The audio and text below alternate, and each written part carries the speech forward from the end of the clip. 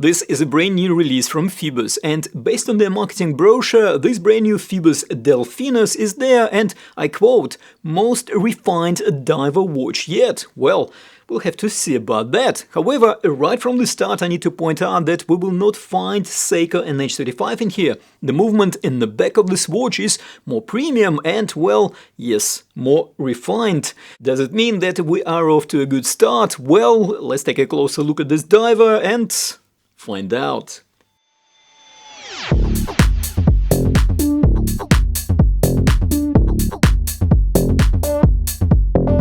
Hello and welcome back. This brand new diver is proving to be very popular because if we are to judge by PHOIBOS' website, they're running out of stock pretty fast. There's also a 20% introductory discount available for the next few days, so my advice would be get in there fast if you want to take full advantage of this discount and get this timepiece as soon as possible. Now, for full disclosure, PHOIBOS did send me this new watch and I get to keep it too. In return, as per usual, I agreed to do my best and share a comprehensive review of this diver and of course make you aware of the discounts and point you to the PHOIBOS' online stores. Yes, there is actually more than one. And so, all the necessary product links will be in the description of this video. So we have an original design here, although this PHOIBOS still maintains a very familiar diver watch form factor. The attention to detail is very good, and while the main selling point here is this really interesting dial, I must say that it is clear that a lot of thought went into each and every element of this watch. Okay, there is one element, if I can call it that, of this watch that I'm not entirely convinced about, and I will be interested in your opinion on that too when we get to it later in this video. But first, let's take a look at all the colorways that PHOIBOS offers this model in. So we have 5 main dial variations, 3 synthetic ones with embossed patterns, ice blue, silver and the black one that I have here. Then we have 3 more colorways with dials cut out of natural gemstones, aventurine and amazonite. Both cost $15 and $25 more respectively compared to the synthetic dial versions. We also get date and no date options for each colorway, which should make a no-date purists really happy. And another little or not so little detail that I think a lot of you will appreciate is that PHOIBOS used a specific no-date version movement for no-date watches, so we don't get this lazy one-movement-fits-all approach, and of course no ghost crown position either. So we have a Japanese automatic mechanical caliber Miyota 9015 for divers with a date and Miyota 9039 for divers without the date. Miyota 9000 caliber is considered to be a higher grade movement compared to the ubiquitous SeaQ and H35. It beats at a high frequency of 28,800 vibrations per hour, similar to movements found in Swiss-made watches. And Miyota movement also has a better accuracy and better finishing. And another very important advantage of this movement is the fact that it is nearly 1.5 mm thinner than SeaQ's and H35, so it allows the designers to make the watch cases thinner too. Like this PHOIBOS case is only 11.8 mm thin, while still declaring very respectable 200 meters of water resistance. In regards to dimensions, we have a 39mm case diameter, 20mm lugs, case height, as I already pointed out, is 11.8mm, and we have lug-to-lug distance of 46.5mm. PHOIBOS ships this watch with a generous amount of links, enough to cover wrists up to 8 3/4 inch or 22 cm in circumference. And this watch weighs 150 grams and 136 grams after adjusting it to my about 7-inch wrist.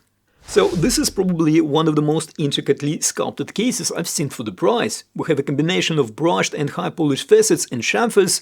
The lugs have longitudinal brushing on the top and are elegantly curved downwards. The flanks are also brushed, and this time we have vertical brushing, which in combination with high-polished chamfers looks really good. In general, the case has a look of delicate elegance, and yet it feels really solid, like if you by accident smashed it into a wooden table, the table would have had a really bad day.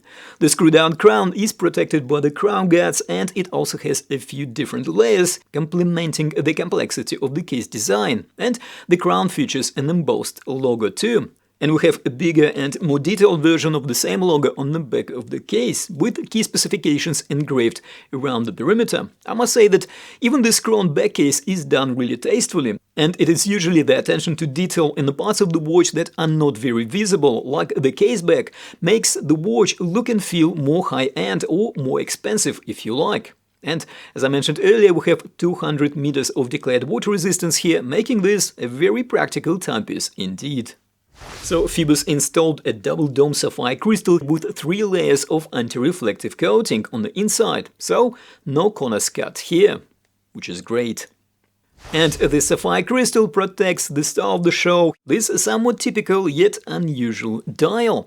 So PHOIBOS has a very poetic description of this dial in their marketing material, something about meteor showers across a night sky. I'm pretty sure that you can find a description on their website. To me, sort of in a layman's terms, it looks like a very interestingly executed sunburst effect. The embossed pattern is pronounced enough to be noticed and it creates a certain visual interest, and yet it is not too distracting. And this almost organic-looking background creates a strong contrast with other elements on the dial. The dial looks really well balanced and it is very legible. There are a few things that I think are worth pointing out, like the engraved minute chaptering on the rehaut with Arabic numerals at 5-minute intervals, and the date window at 6 o'clock position, which is cut out as a trapezoid rather than a simple rectangle, and as such mimicking the shape of the applied hour markers at 6 and 9 o'clock positions. And here is my 15-minute lume test. All the elements, including the tip of the second hand, are filled with lume, and even the bezel markers are lume too. PHOIBOS used BGW9 Superluminova here. We have a good consistency of lume application, however, the intensity isn't the strongest, especially on the bezel indices. However, the lume longevity is still very decent and sufficient enough for a good legibility in the low light conditions.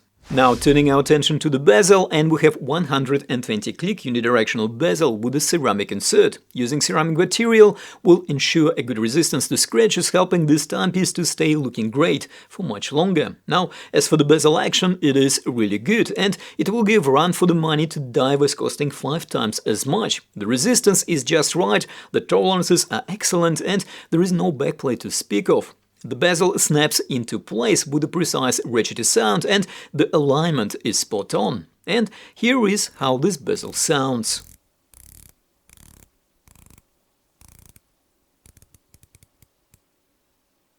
As for the bracelet, again we get a really good attention to detail level of execution on this Bits of Rice bracelet, starting from the solid inverted end links, which also feature quick release spring bars.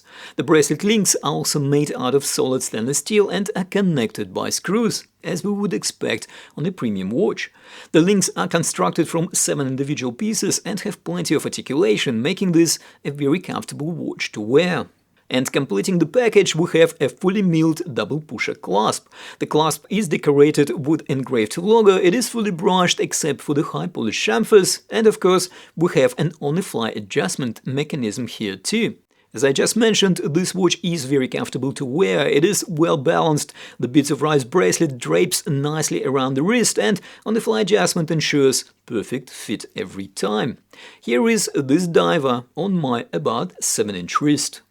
Right, so looks like a really well-refined diver indeed, hard to argue with that. So what was that element that I mentioned at the beginning that I wasn't 100% convinced about? Well, it is the price. You see, this particular model is priced at $450, and then the Gemstone dial versions are $465 and $475. Okay, this is an excellent, really well-built diver that features original and, in my view, very attractive design, and it is powered by a premium movement. However, I can think of a few macro brands that offer similar features, including Miyota 9000 caliber, and are competing very aggressively in the same price category. Okay, to be fair, big brands like SeaQ price themselves out of this price segment because for about $400 the best we can hope from SeaQ is some kind of SeaQ 5 based variation with mineral glass and push-pull crown, so maybe this PHOIBOS is well priced after all. What do you think? Well, do let us know in the comments, and I'll put a link to more PHOIBOS watch reviews on the screen around there. I've got quite a few, do check them out. Don't forget to like and of course subscribe if you haven't already done so, and as always, thank you for watching, take care, and I will see you in the next video.